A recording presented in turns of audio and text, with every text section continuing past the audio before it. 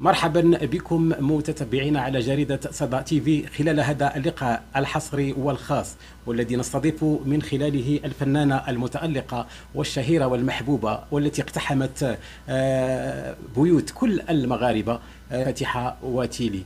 إذن كسؤال أول، مرحبا بك فاتحة وتيلي. ربي يخليك.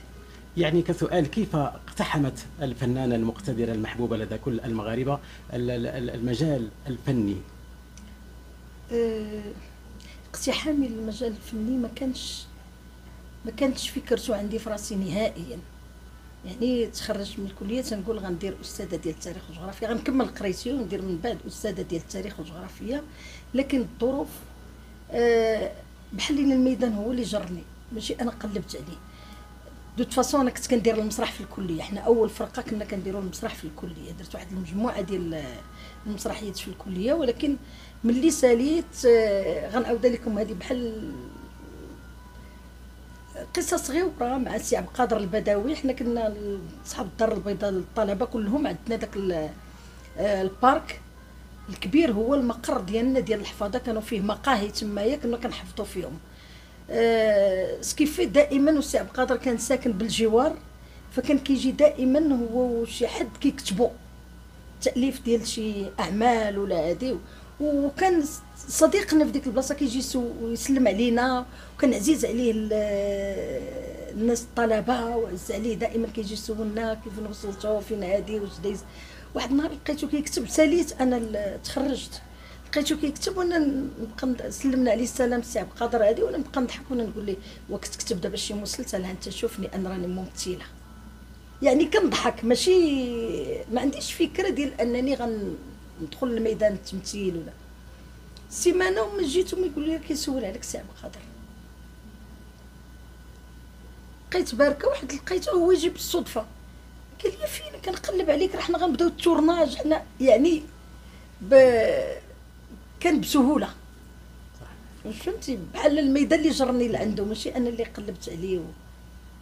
وكانت صدفه جميله جدا وكانت بدايه رائعه. سؤال ثاني فاتحة وتيلي، يعني كيف يمكن أن تفسري هذا النجاح وهذا الكبير في الحياة الفنية من خلال المشاركة الوازنة والناجحة للفنانة فاتحة وتيلي في خلال مجموعة من الإنتاجات السينمائية الدرامية والتلفزية أيضا؟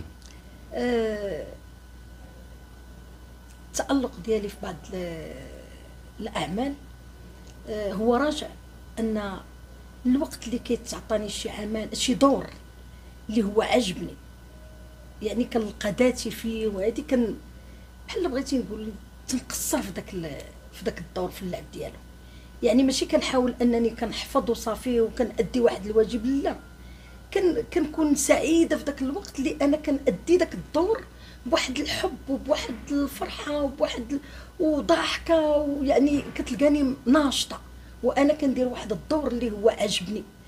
اما ملي تيكون شي دور اللي الحمد لله الادوار ديالي كلها اي دور تعطاني الا وكيكون بحال شي قفطان على قياسك، ما هو كبر مني ما هو صغر مني ما هو، يعني كنحاول انني نكون مرتاحه في داك الدور.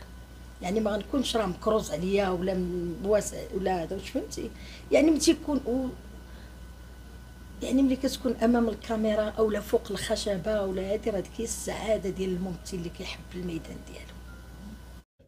الفنانة فاتحة وتيلي، كسؤال آخر، نلاحظ على أن مجموعة من الفنانين المغاربة قد يقتصرون على لعب أدوار محددة، ولكن المتتبع والمشاهد المغربي للدراما التلفزيونية أو الإنتاجات السينمائية يلاحظ على أن الفاتحة وتيلي تستطيع أن تلعب مجموعة من الأدوار. قد نراها تتقمص دور الأم، دور العجوزة كما يقال بالدارجة المغربية، دور الطفلة، يعني أنها تلعب جميع الأدوار، لا في الدراما ولا في الكوميك ولا حتى في السينما أيضا. يعني ما هو سر هذا التوهج من طرف فاتحة وتيلي؟ هو ما كاين حتى سر، هو ان نورمالمون الممثل المحترف خصو يكون في هذا المستوى. يعني خصو يكون يلعب الدراما، يلعب الكوميديا، يلعب ما يتخصصش مثلا في الكوميديا اولا في دور واحد كيبقى لعبو حياته كلها. واخا يعطوك نفس الدور، انت خصك تبدل شويه كل خطره تلعبو بطريقه، ما تبقاش غادي في نفس النهج ديال الاداء. فهذا هو اللي وحبك للميدان. اش قلت لك دابا؟ قلت لك ان كل ما عجباتك الشخصيه كل ما تفننتي فيها. يعني انت اللي كتكون سعيد في داك اللحظات اللي انت كتأدي الدور.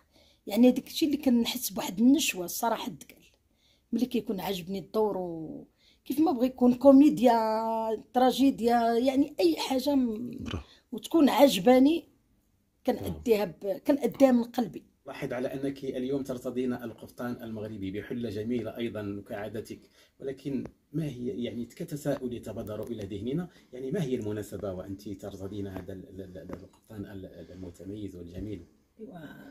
كيف كنعرفوا احنا جميع المغاربه ان القفطان المغربي كيتلبس في واحد المجموعه ديال المناسبات، ممكن فرح، عرس، مناسبه يعني تكون ديال